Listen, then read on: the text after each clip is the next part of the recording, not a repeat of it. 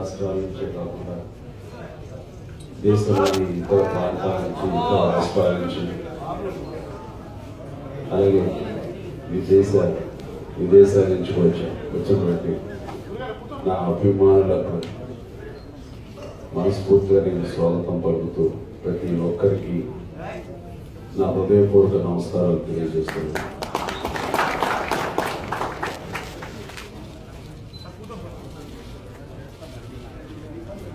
నిన్న మొన్నటిదాకా ఇంట్లో మా చిన్న పాపకు సంబంధించి ఒక శుభకార్యం చేసిన తర్వాత పెళ్లి చేసిన తర్వాత ఆ ఆనందం మళ్ళీ తగ్గకుండా ఈ రోజున అభిమానుల సమక్షంలో ఈ రకంగా మాట్లాడటం, మిమ్మల్ని ఈ రకంగా కలవడం అనేది మరింత సంతోషంగా ఉంది.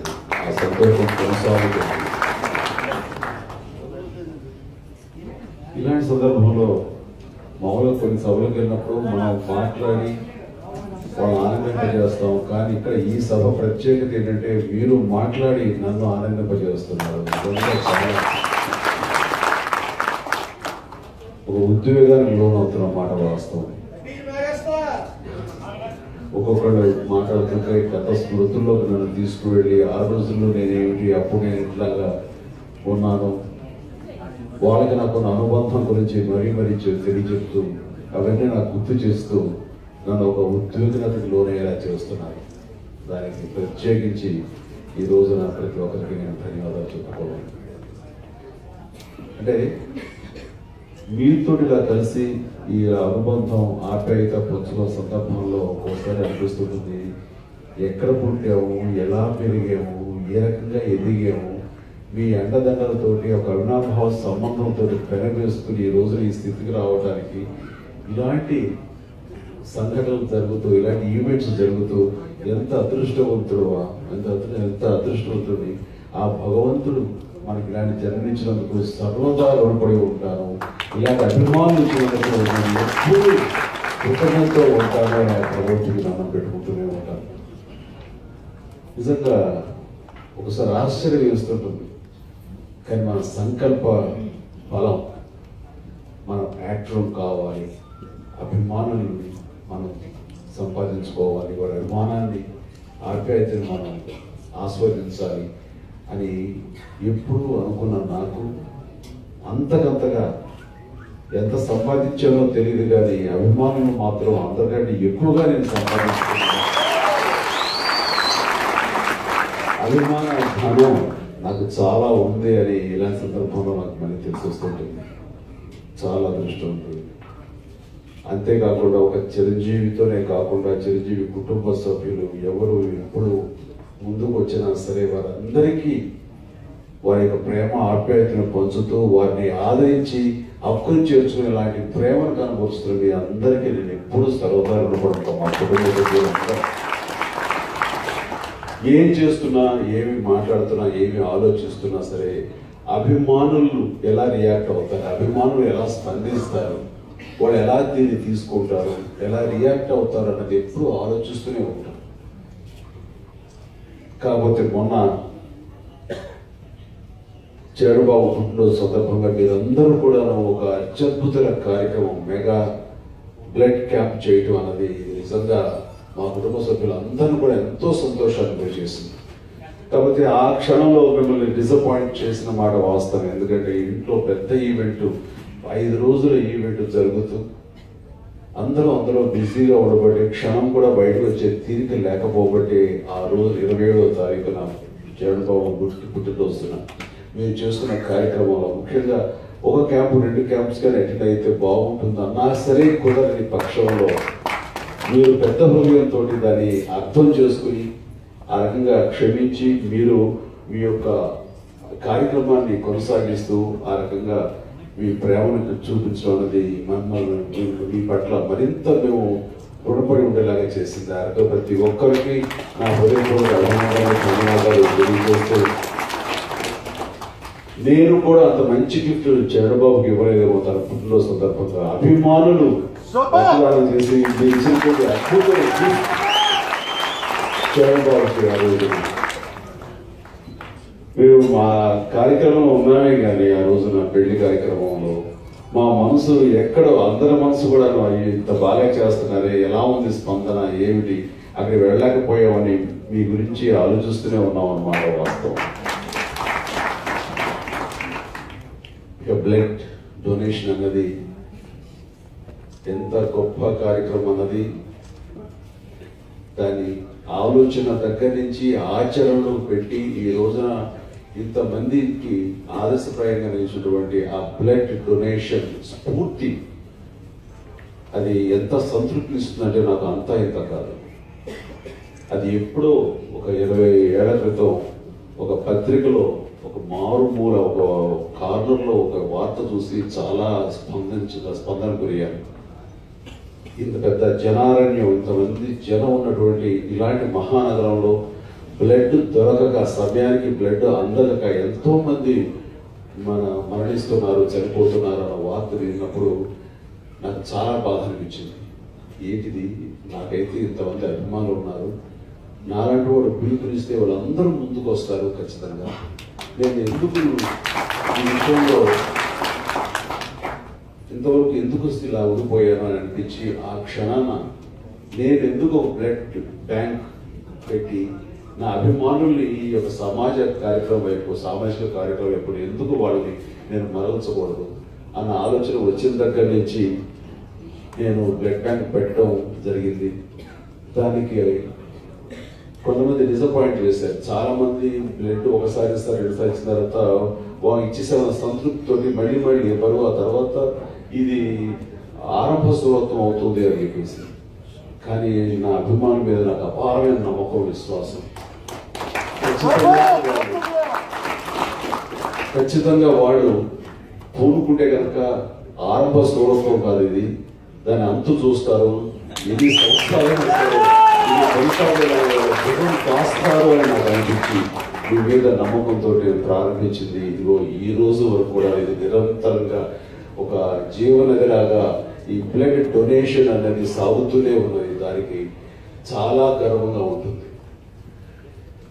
ఒక్కొక్కసారి ఇంటికి వెళ్ళినప్పుడు అన్ని దానాల్లోకి ఈ రక్తదానం అన్నది చాలా ఉత్తమమైనది అని నాకు తెలుసు.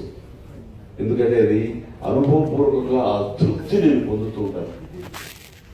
ఒక్కొక్కసారి పెద్ద పెద్ద సినిమాల్లో బాగా ముమ్మరంగా చేస్తున్న సమయంలో సూపర్ డూపర్ హిట్ అయిందంటే కూడా ఆ రోజు నా రాత్రి నెక్స్ట్ పిక్చర్ ఏమైంటుంది, ఇద్దరు ఎంత బాగా చేయాలనే ఆలోచనతోటే ఉంటాను తప్ప ప్రశాంతంగా పడుకోవడం జరగదు. కానీ బ్లడ్ బ్యాంక్ నుంచి ఎవరైనా వచ్చి, అయ్యా ఈ రోజున మీరు సమయానికి బ్లడ్ అందివ్వబట్టి మా బిడ్డ ప్రాణాలకు దక్కి, టేబుల్ మీద మా వైఫ్ ఆవిడ మళ్ళీ పురుడు పోసుకుని చల్లగా ఉంది, లేదా మా బిడ్డ లుకేమియాతో బాధపడుతున్నాను, మీరు బ్లడ్ ఇవ్వబట్టే ఈ రోజున నా బిడ్డను మేము చిరంజీవిలా చూసుకోగలుగుతున్నాము అంటూ ఇలాగా రకరకాలుగా ప్రతి ఒక్కరు వాళ్ళ భావాన్ని వ్యక్తం చేస్తున్నప్పుడు పొందే ఆనందం అంతా ఇంత కదా. రోజు రాత్రి ఎంతో ప్రశాంతంగా పడుకుంటాను.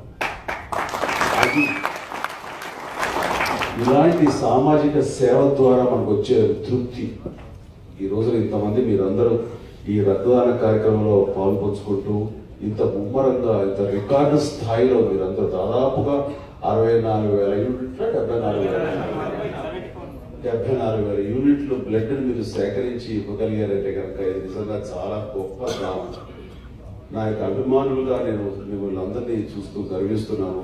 అట్లాగే అసలు అభిమానులు అనే దానికి అర్థం మార్చేశారు మీరందరూ. చాలా గర్వపడుతుంటారు మిమ్మల్ని చూసి. నిజంగా ఇది చాలా ఈ జన్మ అనేంత భావం మీరు నాకు కలిగిస్తుంటారు. ఎందుకంటే ఇంకేం కావాలి ఒక వ్యక్తికి, ఎందుకంటే ఏంటి, ఏం సంపాదించాలి, ఏం సాధించాలి అభిమానం. అందుకనే బిడ్డలు వచ్చేసరి వాళ్ళు మీ ఆదరాభిమానాలతోటి ఒక మంచి స్థాయిలోకి వచ్చారు, వాళ్ళు సినిమాలు చేస్తున్నారు, ఇంకా మనం చెయ్యాలా చాలా అని అనుకుంటున్నా నన్ను సినిమా చెయ్యాలి అని మోటివేట్ చేసి ఆ రకంగా వై నాట్ వాళ్ళ కోరిక ఉన్నప్పుడు మనం చేసే ఓటుగా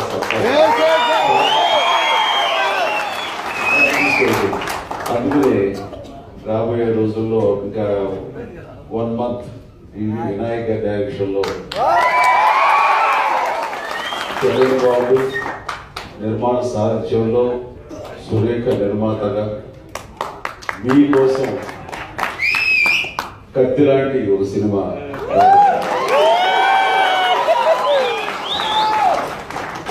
ఇదేమి అఫీషియల్ గా కాదు, ఇది అన్అఫీషియల్ గా చెప్తున్నాను. బహుశా సినిమా పేరు కూడా కత్తి లాంటి వాడు అని ఉండొచ్చు.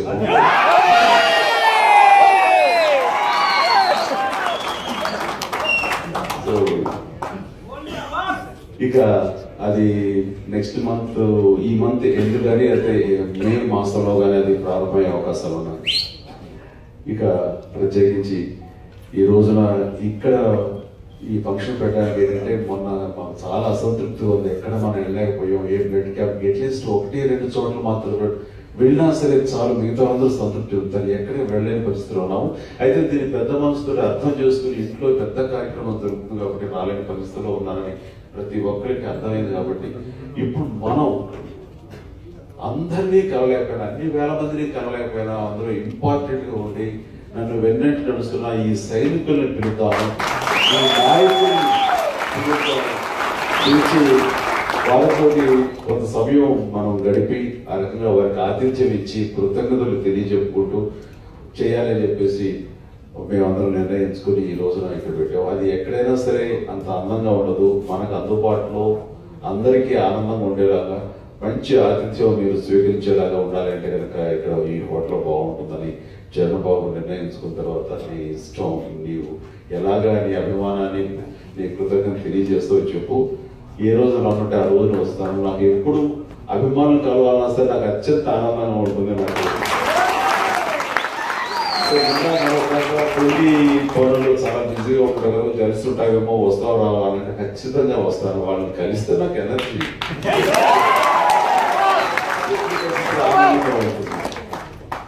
సో ఇక్కడ ప్రతి ఒక్కరు దాదాపు ఎన్నో సంవత్సరాలు బట్టి ప్రతి ఒక్కరిని కలుస్తూనే ఉన్నాను. అందరినీ దాదాపుగా పేరు పెట్టి అందరినీ పిలవగలిగినటువంటి పరిచయం నాకు.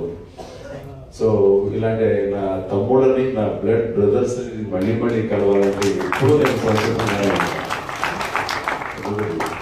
అట్లా ఈ రోజున ప్రత్యేకించి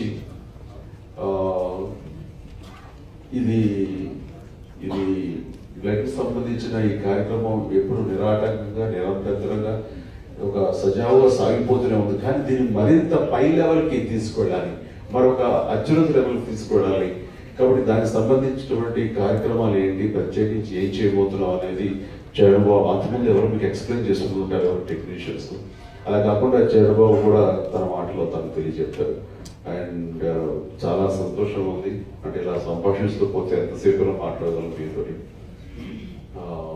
కాకపోతే సమయభావం కాబట్టి నేను ఇంతతో ముగిస్తాను. మీ అందరికీ పేరు పేరున ప్రతి ఒక్కరికి నా హృదయపూర్వక ధన్యవాదాలు.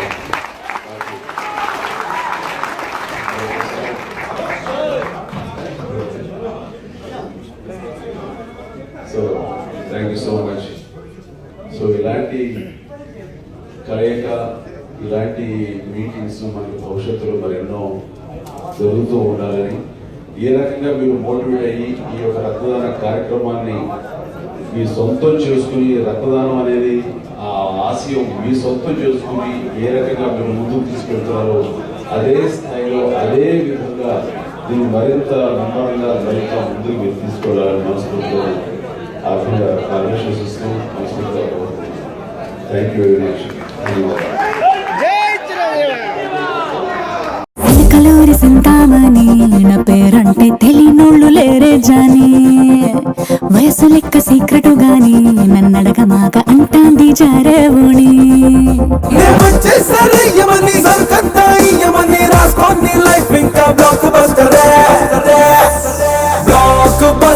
బ్లాక్ బస్టరే నే చేస్తే నీ లైఫ్ బ్లాక్ బస్టరే.